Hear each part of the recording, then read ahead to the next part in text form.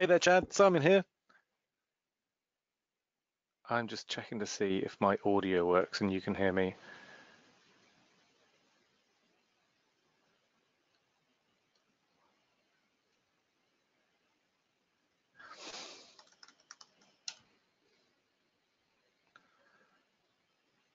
Hey, Chad, just typing you a message here. Can you hear me? Yes, I can now. Sorry about that. Yes. Fantastic. Great stuff. Success. It's always a good, encouraging thing when it works, isn't it? Yes, that's a great feeling.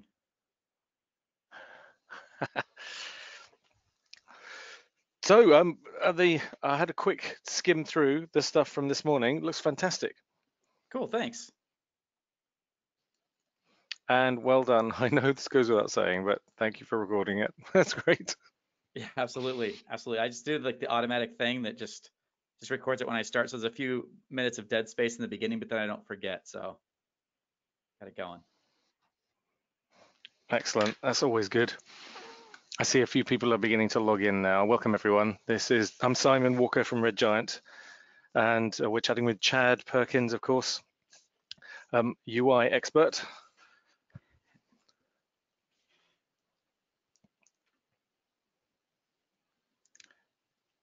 And I can see your screen, Chad, because you're sharing it. You've got your After Effects screen set up, Great. but it might just be worth a mention to everyone else that if you can't see anything or if you can't hear anything, please type in the questions box and we can monitor questions as we go along. And I'm sure Chad will say all this when we kick off, but yes, we are recording this session, so you automatically get the link shortly after we finish.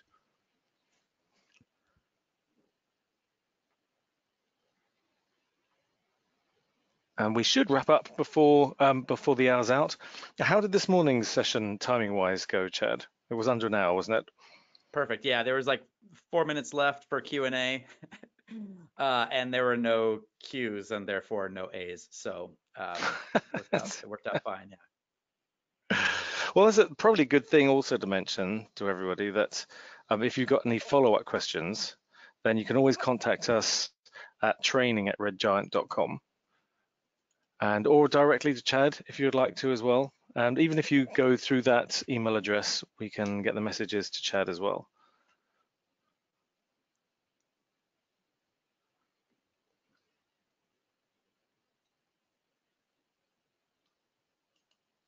So we'll just wait a couple of minutes for everyone to turn up, top of the hour, and so on.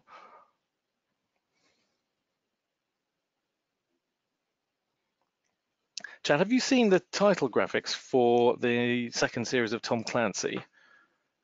I think it's on Amazon. Oh, that's well worth a watch. It's really beautifully done. How they've got the small little elements and the MoGraph elements then telling a story by themselves, then representing another larger element in itself. It's a wonderful piece of motion graphics. Okay. Tom Clancy on Amazon. That's right, the second season. Second season. Okay, is it the intro? Yeah, the title sequence. Yeah. Okay, and they the one with all changed the the credits intro and from stuff. season 1 to season 2? I think so. Somebody was showing it me the other day, and it just looks beautiful. Interesting. We did spot some Red Giant tools used in there on the way, of course. What did you notice? Oh, general, a whole bunch of Trapcode stuff as well. But it was the design, how the story of it is intertwined, and how each graphic moves on, which was really elegant. Cool. Because that's the key thing, isn't it? I mean, that's what you're showing today, of course. How you can take the elements and create a story out of them. Yeah. Yeah, hopefully that comes through a little bit. So yeah, it's really fun playing with these tools. Great. So we're at the top of the hour, so let's kick off. My name's Simon Walker from Red Giant, and we're delighted to welcome Chad, who is one of our specialist trainers, actually. He helps us out and sharing advanced techniques about the tools. And we're delighted to have him running us through these UI sessions.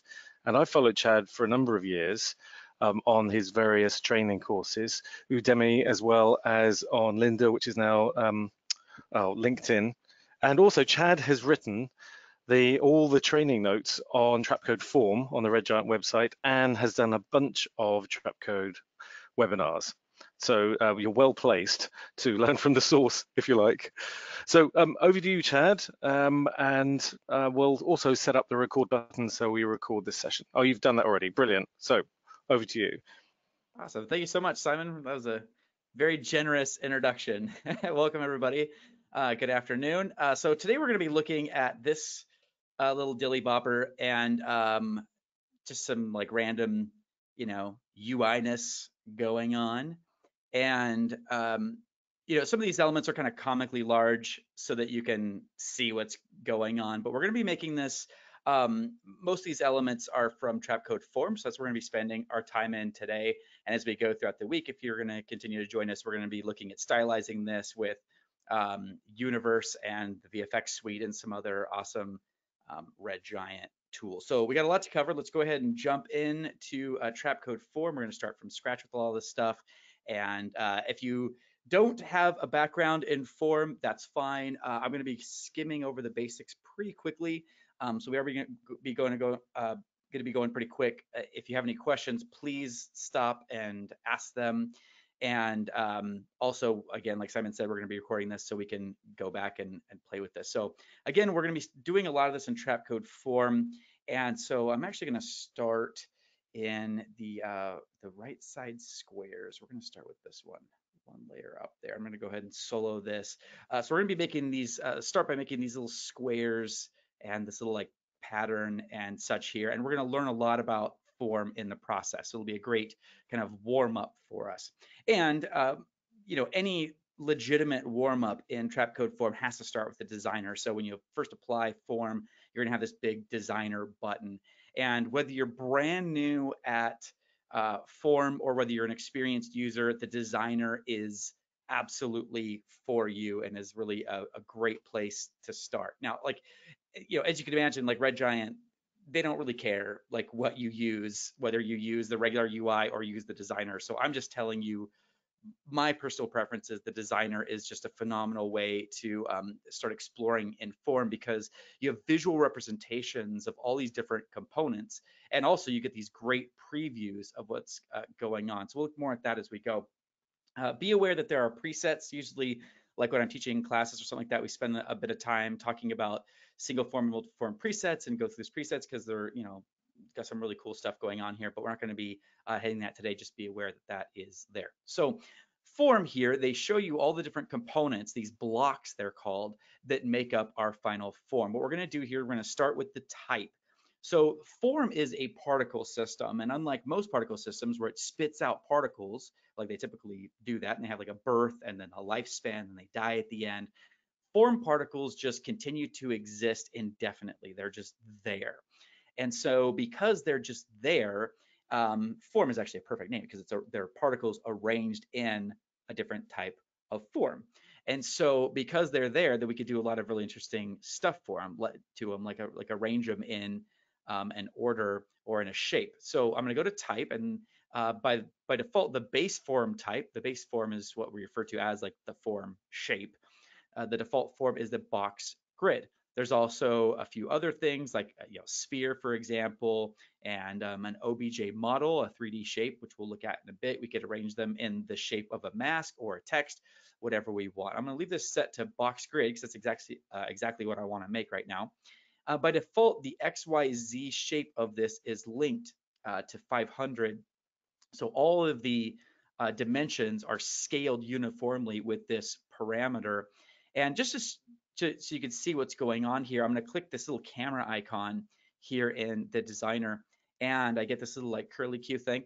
And if I click and drag this around, we can kind of pan around here. By the way, this camera tool in the designer is super helpful because it's just a preview. It's a temporary preview. So we don't have to actually like create a camera like we would have to here in After Effects, or adjust the camera that we have, tweak that. This is all just a temporary preview. So we can kind of like look around and see what's going on. And so really we have like a grid here, a 3D grid of particles. You can see we have 3 particles in Z, and that's why we have like these 3 sheets of grid particles. So what I'm going to do here is click this little like undo icon for the camera stuff to get our camera back, and I'm going to undo that, but just so you can see what's going on. And for most of the stuff we're going to be creating today and this week, we're going to be just doing 2D stuff. So the particles exist in 3D, but we just want like a 2D sheet of them. So I'm going to take particles in Z down to 1, and I'm also going to change XYZ linked to XYZ individual, so we have control over the dimensions of this sheet of particles. I'm going to go ahead and take size X down to 300 and size Y down to 400. And then I'm going to take the particles in X, the horizontal particles, down to 5, and the particles in Y down to 7. I'm going to go ahead and go back to my camera tool. And instead of just orbiting around, I actually want to temporarily zoom in on this so you can see a little bit more clearly. So I'm going to hit the C key on the keyboard. And with that, I can click and drag and pan this around, hit the C again, and I can zoom in. So again, this is temporary. This is not changing the scale of anything or the camera view of anything. If I were to go ahead and click apply and go back to After Effects, this would not be zoomed in like this. It's just a temporary preview, which is really handy. So, especially if you're training and you want people to be able to see these little tiny particles. So I'm going to go ahead and turn off the camera, and let's also change the particle type. And you'll notice that what we had set up here is the grid is now changed. The thumbnail updates to show you what's happening on that particular form, which is really handy. So you see that by default, when I click on particle type, we're using the default sphere. It's kind of feathered a little bit. You can see that here. But as I change this to square, you can see that the thumbnail updates as well, which is, again, really helpful. It's not just kind of like this great graphic UI. They're thumbnails that give visual indications of what's happening also, which is great. Okay, I'm gonna go to size. I'm gonna take this up to 13, so it's a little bit bigger. And there we go. Now we're starting to have something that's like fairly decent. And we can see like the makings of something here. I'm gonna click on the color swatch so I can change the color here. So I'll click on the color swatch and take this to like a UI-ish blue. And then now what I wanna do is talk about adjusting the opacity of these. And I want to do this in an intelligent way, and I want to do this in a way that's going to animate the opacity randomly and make this feel like we spent a bunch of time on it and without actually spending much time on it. So the way that we do that, and this is something we're going to talk about a lot today in this hour, is the fractal field. The fractal field is kind of like an invisible fractal noise pattern that's working in the background, and you could use that to control a bunch of attributes of form of these particles. So for example, I want this fractal noise pattern to affect the opacity. So I'm going to increase affect opacity. Let's take this to maybe a value of about 30. And so now you could see here in the thumbnail, we're seeing hints of what that fractal noise pattern looks like. And we're also seeing that the opacity of some of our squares has been randomly affected. Now I have this play icon here, and I actually play this back in real time, which is another benefit of the designer over the After Effects UI. You can see your changes in real time, and typically things play back much faster here in the designer than they do in the After Effects normal UI. So this is looking pretty cool. Now, you notice that like I didn't have to set any keyframes, and I just adjusted an effect opacity parameter, and yet it automatically animated. And what happens is the fractal noise pattern that's generating this movement is automatically moving. And so we don't have to set any keyframes or, like the time expression or whatever to get those things going. We can just adjust this flow evolution value. So I can take this down to something like, I don't know, 10-ish. And so now as I play this back, we have something much less distracting and like something that's going to attract attention a lot less, which is what we want for this particular thing. Now, I like this, and now we need to make this a little bit more complex. It's already looking pretty good, but we want to do more stuff to it. And basically what I want to do is I want to make it so that each one of these squares only has like a corner showing, essentially. So basically I'm going to put a black particle on top of these, like a black sphere on top of these. But I want those to align with everything here. So in the olden days, in my grandfather's days when using Trapcode form, he used to have to go through and make multiple instances of form, like multiple copies of the plugin. These days, we're much more sophisticated. We don't need to do that. We can right-click on form, choose duplicate form, and then we have another instance of form right here. And so another reason to use this as opposed to the regular UI is that you're using the designer, is that we can see these forms. You can see this little indentation right here that this form is kind of like a child. There's like a little hierarchy here we're going to talk about in a second, but it's inheriting a lot of attributes from the master form, or rather it can. So we want to use the same type, the same box grid. The particle type we want to change to that sphere. So I'm going to click on particle type with form 2 selected, the second form, and I'm going to, I'll close this blocks area here, change the type to a sphere, and we can take the particle feather down so it has a harder edge. And then what I want to do is go to the color here, click on the color swatch, and then take this down to black. And that's not exactly the effect we're looking for. So what we're going to do is go over to the size block and increase that a little bit until we just have like a little bit of those little things popping up there, maybe a little bit less. Somewhere around there, maybe 17. That's looking pretty good. So these kind of like little brackets. Yeah, I like the way that looks. And we could go to opacity, maybe take that down a little bit so we can still see a little bit of those squares underneath. I like that. And then we could also adjust the fractal field of just this particular form. So I might want to take this effect opacity down to like 4 or whatever, so they're mostly dark, and then maybe effect size even, so we have a little bit more randomness kind of going on as well. And maybe we adjust the flow evolution just a little bit more so they're kind of out of sync with those things behind. So we're kind of like making these like markers of like the city grid, like it's kind of searching. These are like tracking markers searching through the city for our bad guy. And that's kind of like the UI that we're doing, is that we found this like spy thing. This bad guy has been doing this bad stuff and we're tracking him down. And so that's kind of what we're going on here. Let's make another copy here. I'm going to right click and choose duplicate form. And I'm going to change the particle type here in a second. But let's look at this for a second. I have this grid, and now all of these forms are using grid, and they're all copies of each other. So they're all using the same parameters. But if I go to the master form and I go to this grid and I said, you know what, I want to actually spread this out a little bit wider. And so I increase the size X a little bit. Well, that just messes everything up, because now we have these 3 forms and they're supposed to be on top of each other, but they're all out of sync now. So I'm going to undo that. And what I'm going to do is go down to these other forms, and you can see that we can temporarily turn off the visibility of blocks to disable them, or we can delete them. And when we delete them, you notice it doesn't change anything visually here in our case, because they're copies of the master form. And they're just kind of like this emptiness right here. Well, what happens is when you don't have a block in one of like the child forms, then this particular property is inherited from the master form. So now if I go back to this grid and I make this a little bit wider, everybody else comes along for the ride. They're all on the same team because they're inheriting this attribute from the master form. We could do this with color, we could do it with particle type, anything. We can have, and we'd also we could have form 2 not inherit, like have its own thing, and we could have form 3 inherit the stuff from the master form. So in that way, you can intelligently set up projects to be really flexible and to allow for changes. We'll look at this a little bit more tomorrow.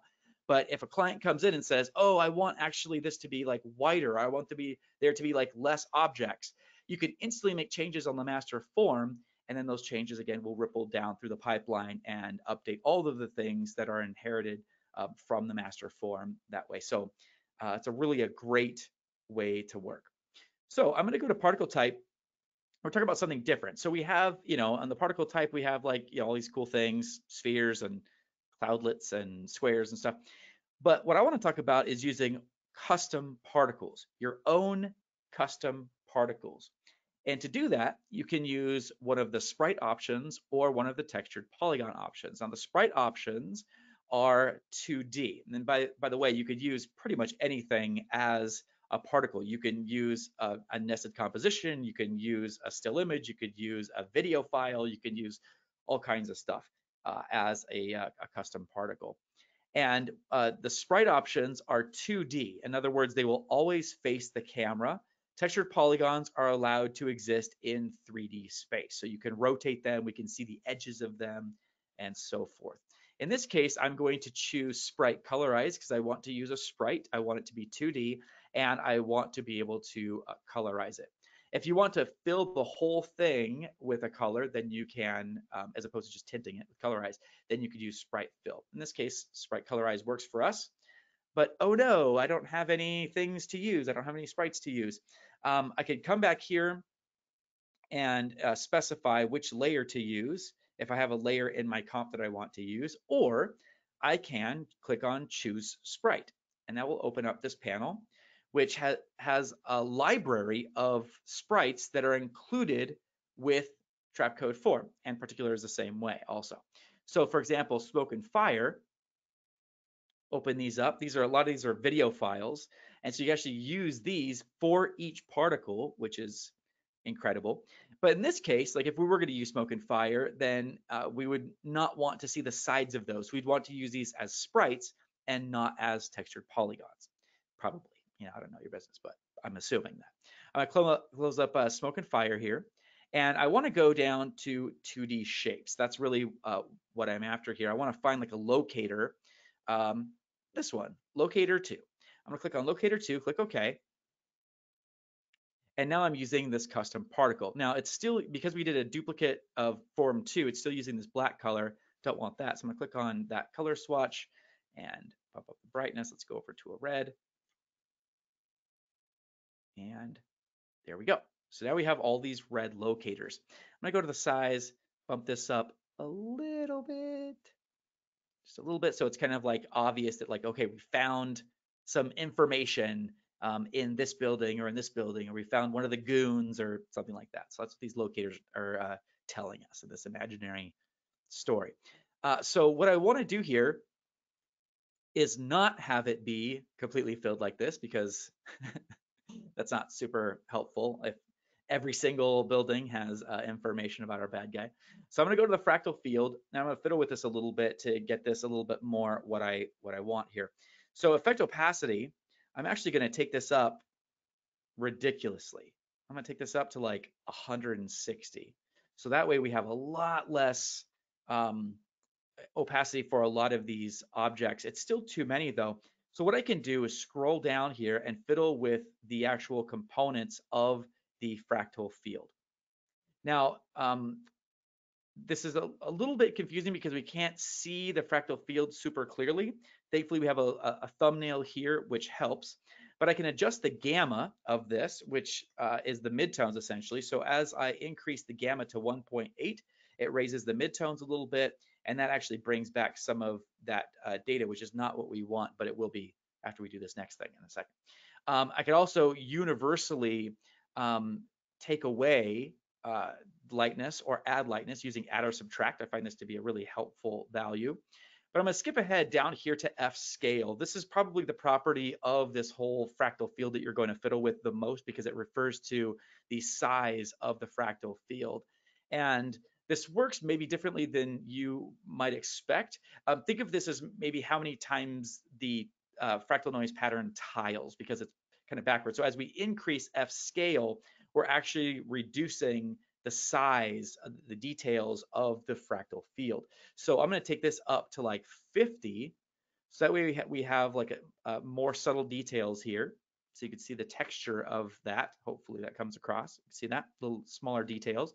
And now I could go to add subtract. I'm going to take this down just a really small amount, -0.2.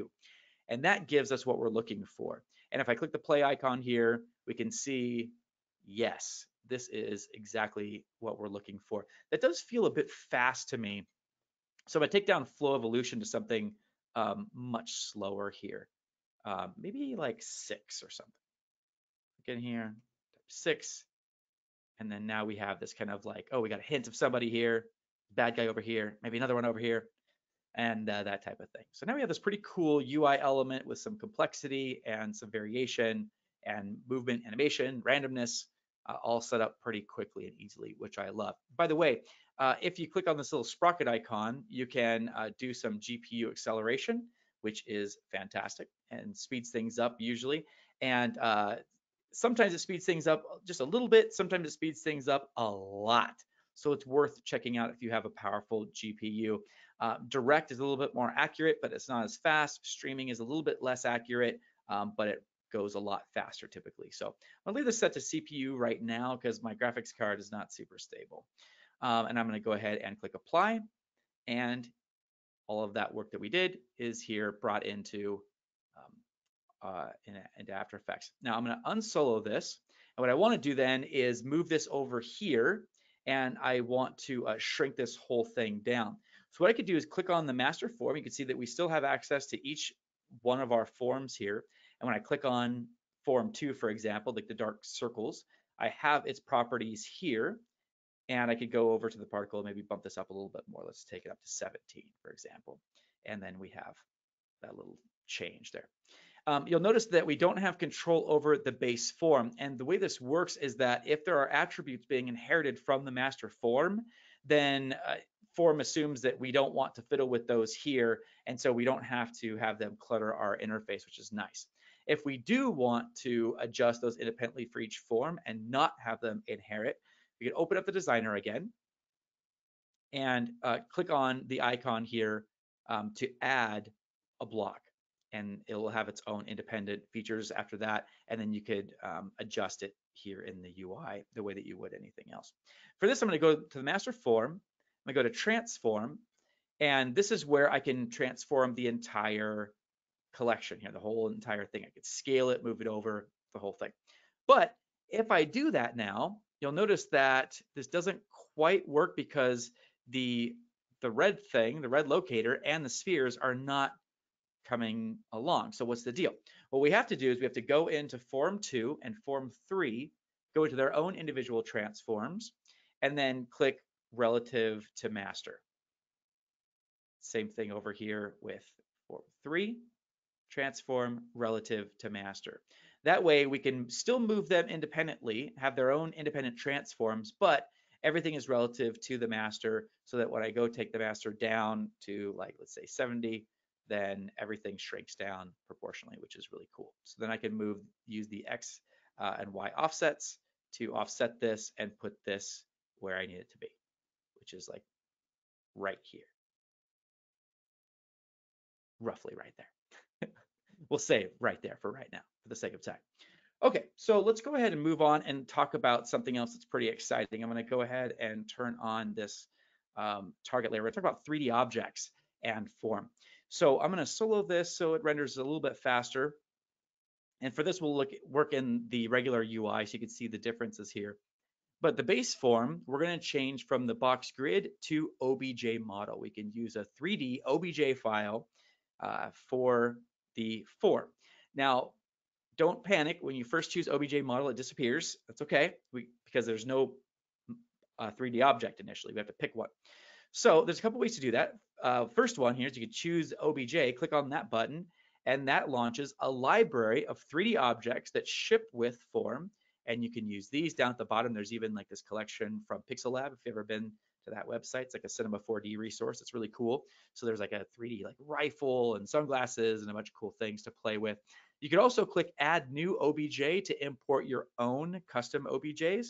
And then that shows up here down at the bottom. So these are from tutorials that I've done in the past. We have this collection of 3D objects here, which is really cool. But I'm going to go ahead and click cancel here because I'm going to use a layer that I already have in my composition here. So I'm going to, once you choose OBJ model, you can open up the OBJ settings. So I'll open those up. And then you choose the 3D model from this drop down here. I'm going to go here and choose the brilliantly named Guy for Tutorial 12 OBJ. And there's our guy for tutorial. And this is actually like a full 3D object, and the particles in form are being wrapped around this 3D object, which is really cool. And so we could use these like XYZ rotation. We could also create a camera in After Effects and move around. You can see that this is like a full 3D object, which is really cool. Now I'm going to go ahead and delete the camera so I can just use the settings in form here. And let's talk about these two options right here. These make a big difference. I have particles from, and by default, it's getting the particles from the edges. And you could also put the particles on the vertices. Now, one of the cool things is that we could adjust the particle density, and by default, the particle density is set to 100%. You might look at this and say, well, I would like more density in my particles, please. And it's already at 100%. Well, you could actually take this up above 100%. So like I was telling the last group, it's like a page out of Spinal Tap. This particle density goes to 11. You could take this up as much as you want, as well as down also. So there's vertices, edges, faces we can use, which is really cool, which is actually what we're going to use. So it puts particles on the faces of the object, or you could actually use the volume, which in this case looks identical, but sometimes having this extra option where the particles will fill the volume of the object makes a really big difference. So leave it set to volume, and I'll take particle density down to about 50%. Well, not 15,000%, just 50. And there we have it. So it's starting to look a little bit more like a UI head. So what I'm gonna do is I'm gonna close up my base form settings and go into my particle settings and fiddle with this a little bit. I'm gonna take my color again to like a UI-ish blue. And what I really want to do is change how these particles are interacting with each other. And thankfully we have a blend mode here. This is an internal blend mode. This isn't like a layer blend mode that affects how the whole object blends in with other objects. This is how the particles interact with each other. So I could take this to add, and then we get these cool light highlights, and it feels kind of lighted, which is cool. I could also increase opacity random if I want to go in that direction. I could also play with the randomness of the size of the particles, and all this kind of helps to create this feeling like it's being made of a dot matrix. Like there's a computer that's like, this is basically what we have. It's like a rough sketch of this bad guy, and this is what's going on with him. And there's a few other things that we can fiddle with here. I'm going to go to disperse and twist. And disperse and twist allows us to kind of like disperse the particles a little bit. If we go up to like a high value like 50, it's going to completely obliterate this, which that might be what you want. We might want to go crazy and just have like cloud of particles, and we can also animate this to kind of go down to a more moderate value. But when we have a really small value like 1 or 2, you can see that we kind of just have like a little bit of randomness, a little bit of chaos, and I like the way that looks. We could also add the fractal field here as well. We can affect size with the fractal field. And again, you could see that here. And so you can see the fractal field affecting the size of the particles. These are smaller and these are bigger. Again, we could also do affect opacity as well. And another trick here, I'm actually going to take down effect size opacity right now, is we could use that fractal field to displace. And so we could actually unsettle those particles and move them out a little bit more so we can see what's going on. If we do this too much, then these particles will start to kind of like wrap around each other, like and on top of each other, and then we create this gorgeous mess that doesn't really look like a face. But we could also animate this so that again it kind of like comes into being, and like kind of like forms essentially, no pun intended. Now again, anytime we take effect size, effect opacity, or displace to anything that's a non-zero number, it's going to trigger the fractal field, which again is auto animating. So just the fact that we have any displace means that if we were to play this back, this is going to move around and undulate and do its, fractal fieldy business. And if we wanted to, we could take down flow evolution to something like 20 or whatever. So we're slowing that down a bit. Now I'm going to take displace down to something just modest, like a 5, take up effect opacity to something, effect size and effect opacity to some smaller numbers or whatever. And I like that there's some variation here, but the fractal noise pattern is too big. So how do we fix that? Again, we can go to F scale and crank this up so that we have a more fine detailed pattern, which looks more like a a computer transmission type thing. And in this case, there's too much contrast in the fractal noise. We don't want that much disparity between these dark areas and the brighter areas. So again, we could increase that with gamma.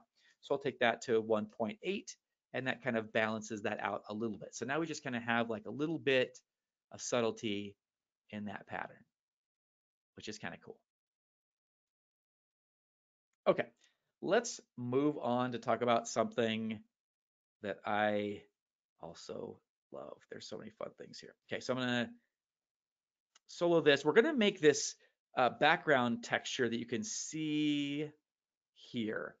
So there's some like faint squares. I mean, I think like anytime you're doing kind of like any type of UI thing, any type of like computer interface, whatever tech thing, you always want to create these like little squares in the background. You can never have enough little techie squares randomly, subtly in the background. And setting that up is so quick and easy with form, and it's really customizable too. So that's what we're going to look at here. So I'm going to go up to my base form, and we definitely want a grid here, but I want to control X, Y, and Z independently. So I'm going to change this to X, Y, Z individual. And I'm also only wanting a 2D sheet of particles. So I'm going to take particles in Z down to 1. And now I could adjust my size, or not now, I could have before, but I'm going to do that now. And so actually I want 1805 in X, and also I want 970 in Y. And since we don't have Z particles, we don't have to worry about the size in Z. And I needed those specific numbers because I worked out how many squares fit here. So particles in X I want to be 50, and particles in Y I want to be 30. And then we have kind of this cool grid, but I'm going to skip ahead to my particle, and I'm going to change my particle type to square. And let's bump up the size to 15. So we have this cool grid of particles. And actually, it doesn't feel like equidistant. I'm going to add another particle in the X. And it looks better. It's doable. Okay, so I'm going to close up my base form, and I have my particle type here. We could increase the opacity random to give us like this cool look with the squares, and bada bing, there you go. Let's actually give it a nice, some UI blue there. I'm gonna make this a little bit too bright just so you can see what's going on a little bit more clearly. I'm gonna take down opacity random to 0 because what we wanna do is do this automatically, so that it animates automatically. So we're gonna use effect opacity. But as I increase this, you can see that it's like, start to look like fractal noise. Which is not what we want here. So I'm going to increase F scale. And let's go to about 30. I like how you could see what that's doing a little bit more clearly there. But I'm going to take this to about 30. And this is kind of like what we were looking for with the, maybe I'll take the gamma down a little bit, maybe like 0.8.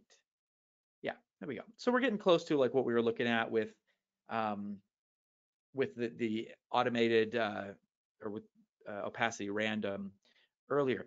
But here's the thing though, I want to be able to control where this is opaque and where it's transparent. So I want to cut a hole out in the center, and I don't want to have to use masks or mats, and I don't have to with form. So I'm going to temporarily turn off effect opacity just so we could see all these blocks. And we're going to talk about something called curves. And anytime in form that you see over, like size over, opacity over, color over, there's usually a curve beneath it that we can use to customize what's going on. So I'm going to change the opacity just for right now, just for the way of, just to explain this, I'm going to change opacity over X and then open up the opacity curve just to explain this. So again, this is not to look good, and I'll just have some opacity random just to make this a little prettier. But essentially what's happening here is that this grid, resize this a little bit, this little block, this curve interface, represents the opacity of these squares along the x-axis. So the left side here represents the left side of the image, the right side represents the right side of the image. And full like color here, full blue, represents full opacity. So if I were to go on the left side here and just click and drag, so I'm drawing, then basically what I'm saying here is that there's no opacity on this side, just zero opacity. I could go to the right side and I could start at full opacity and then drag downwards, which maybe, well, if I would have done that correctly like this, then what happens is it's telling form to fade out, like from this point of the interface, fade out to the right edge. And actually, like I left a little like sliver here on the right, and you can see there's like a little bit of opacity right there. So you could really customize and tailor how you want these properties like size or opacity or color to be affected and where on your form, which is really, really handy. Smooth this out here a little bit. And so you see we have a steep drop off here. Well, now we smoothed it, so it's a little bit smoother. And then we have a more gradual drop off on the right, just like what I drew it, kind of. I mean, I didn't draw it very well, but you get the idea.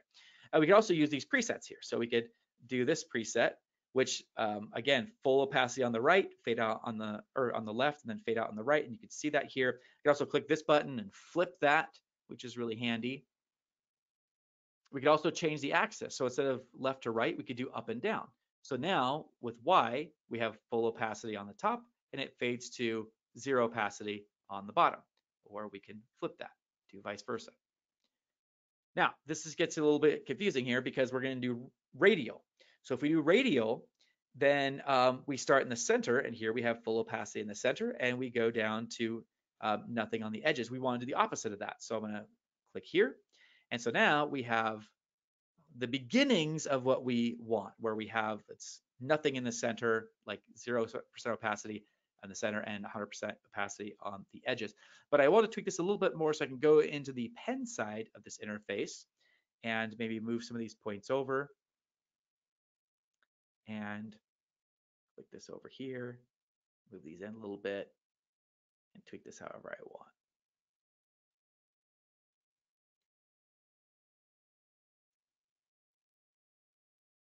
So once I get that to a spot that I like it, then what I can do, see, I want to go back to the opacity. I don't want opacity random here. I want to take this down.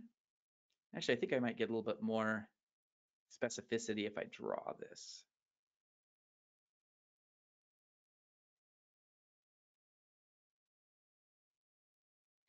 And then smooth it a bit.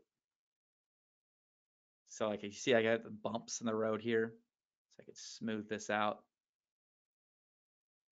Okay, that's close. And again, I don't want to use opacity random. I want to use the fractal field. But the reason why I didn't show you this earlier is when I do affect opacity, what happens is that affect opacity has the power to override the opacity from the particle section. And so because the fractal field is here, we are seeing the opacity being overridden. So a lot of what we just did with this curve is being overridden. So what we could do, this cool trick, we can go ahead to this curve here and click copy, and then go into the fractal field and see we have a fractal strength over, and we could turn this on to adjust where the fractal strength or the fractal field pattern is affecting. So let's go to fractal field radial, fractal strength curve, then we can paste our curve in, and now this gets rid of the fractal field in the center and allows us to only have this pattern on the edges here. And then if we reduce the opacity, we can get this to be only on the curves like that. And then just like that, we have an auto animating thing. We probably want to take down the flow evolution, make this look a little bit slower and whatnot. So it's like a little bit more distracting. I'd probably also go in there and adjust this curve so it's a little bit closer to the edges, and probably take down the opacity even more. So it's just like a little bit more subtle, either that or reduce the opacity of the layer or change the color to be a little bit less vibrant, but you get the idea. It's a cool starting point and a lot of flexibility to play with here. Okay, let's jump ahead. I want to talk about using audio, because one of the real powerful things, I'm just going to solo this layer too. One of the real powerful things, again, about form is that we can fiddle with it in ways that we can't fiddle with other particle systems, because like right now we're going to use audio to affect the form. But if you have something like Trapcode Particular where the particles are kind of like coming and going, then that doesn't really make as much sense to use something to affect the audio, because we're not going to see it as clearly because the particles don't just stay there. So because we have a form to fiddle with, we can see it here, which is really cool. So that's what we're gonna look at. And I'm gonna change the base form from box grid. Actually, let me skip ahead a little bit. I'm gonna take particles and Z down to 1. We're gonna make a 2D grid here. But what I wanna do is something that's pretty common in the form world is, I'm just gonna zoom in temporarily here and take my resolution up full. And one of the things that we do a lot of times in form is we increase the particles to give us more resolution. And so I want straight horizontal lines.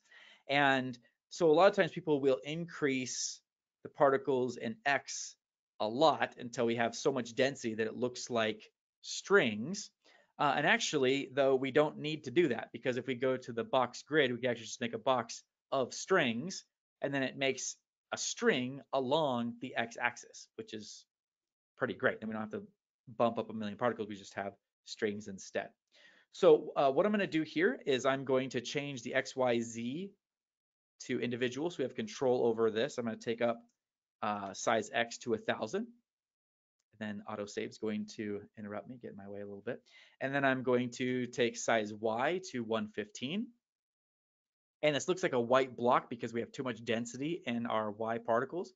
So I'll take strings in Y to 15. And then we have kind of like this awesome streak of lines, which also could be really cool. It almost looks like a musical notation staff or something if we were to have less strings and Y, which is pretty cool. Another thing that happens though is when we change the base form to strings, then the string settings are selectable, so we can adjust the string settings. And some of the cool stuff here is like we can adjust to taper the size automatically of the strings or the opacity. So I'm going to take taper opacity to smooth, and then the edges are automatically smooth, which is pretty cool. Take the resolution back down to half so we can work a little bit faster here. Close up base form, and before doing any audio stuff, let's just give it a sexy color. I'm going to make this bluish as we do, and then click OK. And now we're ready to start fiddling around with Audio React. This is a pretty powerful thing. Like this, you might think, as I assumed when I first started getting into this in Form, that like the implementation of audio stuff would not be full featured, that it would just be kind of simple because it's a particle system. But no, it's actually pretty robust and pretty impressive. So what we have here is the ability to bring in a single audio layer per instance of Form, and use that audio track to guide 5 different reactions, up to 5 different reactions. By default, they're all off, but you can go in and have 5 different reactions to the same audio clip. So I'm going to choose my audio layer first. I'm going to go to this drop down. Here's my AIFF file, and then I'm going to open up my reactor. By the way, this audio file is not something that is heard on the playback. So you don't have to use an audio file that's actually heard. So you could bring in an audio track that has nothing to do with anything. It just drives the animation. For example, this audio track is just me saying spy related things like, oh, the target has moved to the location, whatever, just saying dumb things like that. And that's why we're not going to preview it, because it's really embarrassing for me. But it's just me saying things. And you don't have to hear that. It's just, you can still use that audio to drive the animation. So once you choose an audio file, nothing happens yet. You have to map it to something. So we have to map the audio changes in the volume to an attribute in this dropdown. And so I'm going to choose displace Y. There's going to be a very subtle change, maybe, if anything. Yeah, it just went down, like just dropped down just a little bit. And what that is displacing this in Y. So if I go and preview this back, it's displacing all of these things along the Y axis. And I don't know, that could be cool for some things, but in this case, it's not that incredible. So what we want to do is, instead of having it affect everything at once, we want it to ripple from left to right. So that's what the delay is for. We're going to delay the direction. So it's just going to kind of like displace this in Y and then send that delay on down the pipeline from left to right because that's the default direction, although we can change that here. So I'm going to take the delay up to 1 second, and that initiates the delay. And now you can see that we have this kind of like audio waveform. It's very subtle. So what we want to do is change the strength here. I don't want to adjust this to a positive value because that lowers everything. I want to adjust it to a negative value, which will raise everything, make the audio form like that. So then we have these cool peaks and it looks like an audio file. That's pretty fun. Now it looks kind of like terrain to me a little bit. It feels like if this were like an audio waveform, even a stylized audio waveform, it wouldn't be like all of these strings moving. There'd be parts of the strings as if it's triggering only certain frequencies. And so we're going to fiddle with that a little bit. But speaking of frequencies, one of the powerful things here about adjusting form with audio frequencies is that we do have control over the frequencies. So by default, it's set to a fairly low pitched 100 hertz. So let's say, for example, you had a drum track of somebody playing drums, like do do tick, like something like that, you know, how drums go. Um, I suppose that was an unnecessary recreation of what drums sound like. But we can take the frequency in hertz down to something like 50 or 40, where a bass drum might live.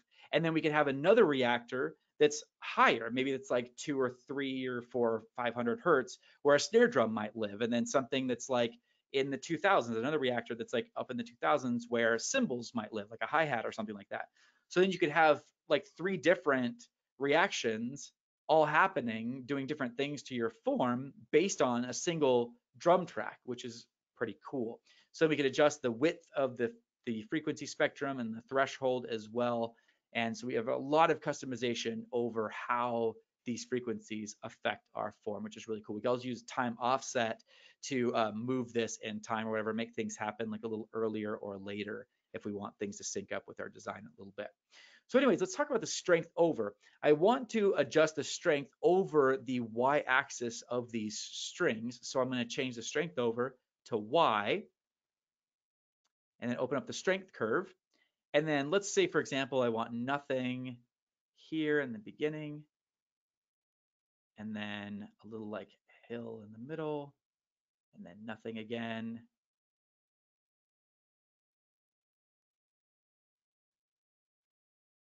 So make this like a little hill. And so you can see that that's kind of like what happens here is that, you know, we have nothing on the top, nothing on the bottom, and then in the middle, that's where our frequencies are allowed to live. And I might want to scoot those down. I believe I could just use the strength curve offset to kind of move those around. Yeah, maybe not.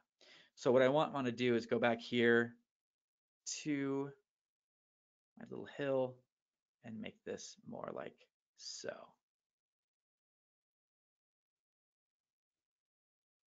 There we go, and smooth that out. And now we have these waveforms just right here down at the bottom if I want to go that route.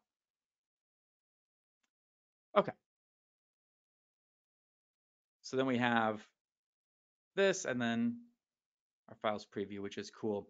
We could also, let me show you this really quick. If I change the reactor, let's say I have this one mapping to dispersion.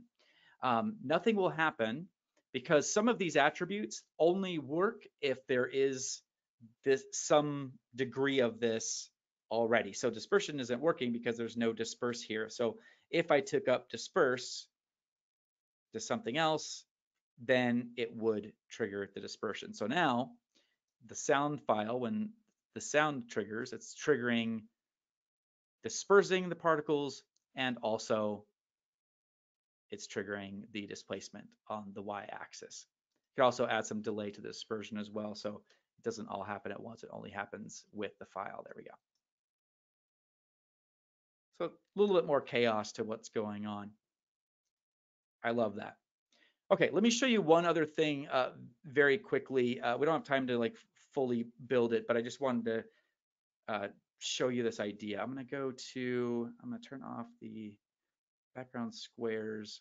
I'm gonna turn on this like status thing.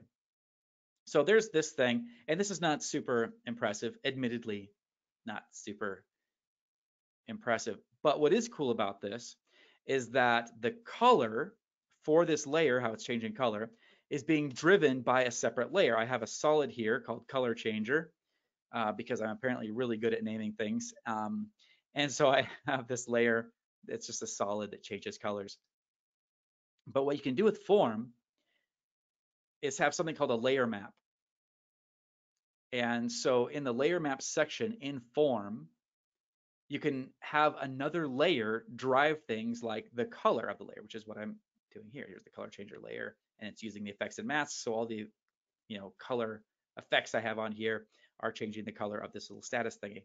But we could use another layer to control the alpha channel. We could use another layer to control the displacement, the size, the fractal strength, dispersion, the rotation, all that stuff, which is really incredible and opens up the door for a lot of possibilities. So be aware of that. Now, I realize that you could just go into the particle section and animate the color swatch, set the keyframe for it, and animate it that way. But having it be independent on a separate layer, it gives us the flexibility to do a bunch of stuff that we couldn't do otherwise. So for example, I can go to color changer and let's say, well, maybe I want to make this a little bit more complex. So I add some fractal noise to this, and maybe I want to add some more complexity to that. So I add colorama to that. And maybe I go to output cycle of colorama and change this to like fire or something like that. So then I have a lot of really interesting colors going on for each one of these squares. And you can't do that unless you're using another layer as a map to get your color from. And so now we can adjust another layer. We have a lot of flexibility there. I can, desaturate this entire layer. I can do whatever, and I don't have to worry about fiddling with this, these keyframes on this status layer. So again, a lot of power in using other layers, the layer maps to control form. So that's all we have time for today, and we'll talk more about how to create these other elements. We'll use Universe tomorrow to create screen text and some of these like little gizmos and doohickeys, as well as stylizing the footage that we have. And that's the nuts and bolts of what's going on. And so the other few minutes we have here until the top of the hour, we have for questions. But I'll throw it back to you, Simon. Thank you all so much for being here. Thanks, Chad. That was fascinating. I've been using form for a long time, and you just reminded me some of the things that you usually skip over when you're doing things in a hurry. Like exactly that, like using a separate color layer map to be able to then quickly transform things when the client comes in and completely changes their mind, which of course never happens, except it happens all the time. So yes, that's those are lots of small little time savers. Even that thing about just copying and pasting between curves, so you're not having to draw individual elements time over time. So it's those few little moments, I think, or I've found, that if you're able to concentrate on the actual thought process and the design, you're not getting lost in the software, and so your brain isn't switching out to software mode, you're staying in design mode. So I think some of those, although they're saving just a few seconds at a time, I think they're crucial to give you extra iterations and extra creative application or treatments or revisions of your design. Yeah, totally agree. Totally agree. It's so important to just like get the tools out of the way, and form gives you a lot of like ways to do that. So yeah, absolutely. And right back to that that concept for having multiple forms, or systems we call them in particular, but they're forms where you have essentially several instances of form, but just on one application of the effect on a layer, following each other like you were showing, so that you can then change the grid up or make it smaller, make it bigger, and it just all ripples through the other layers. I mustn't call them layers, they're forms because they're in 3D space. Yes. But so yeah, those are great small little nuggets, if you like.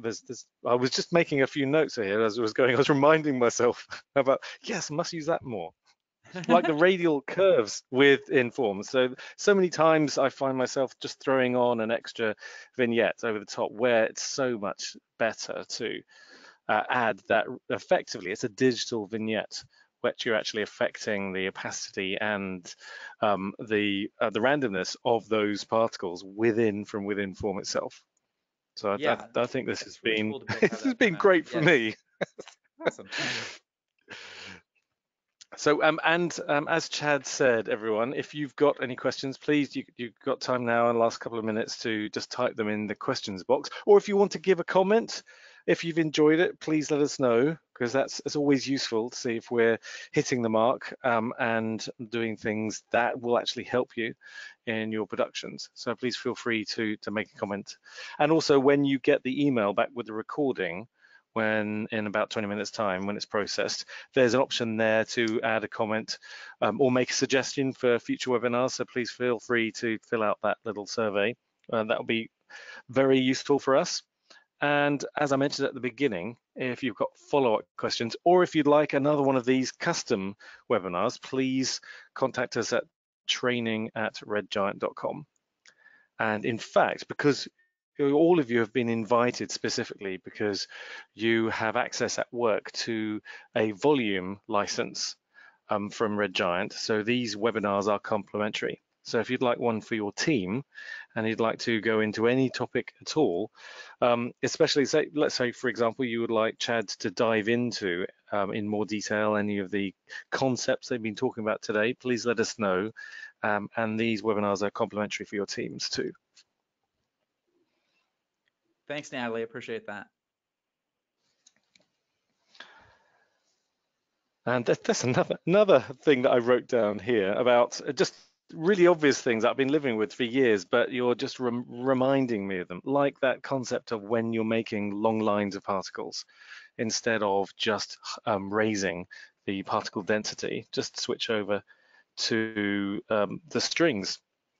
And then on from that, you're creating your own custom waveform. Yeah. Great little tips.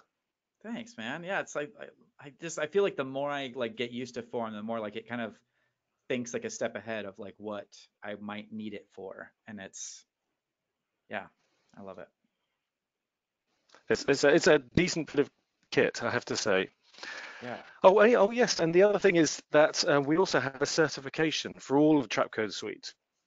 So if any of you attending would like to do that, it's free with your subscription for the volume subscription, and you can go to redgiant.com/volume/certification, and if you take the exam, it only takes an hour to do, and if you pass it, then we'll send you a badge that says Red Giant Trapcode Expert, which you can put in your LinkedIn profile or add to your signature.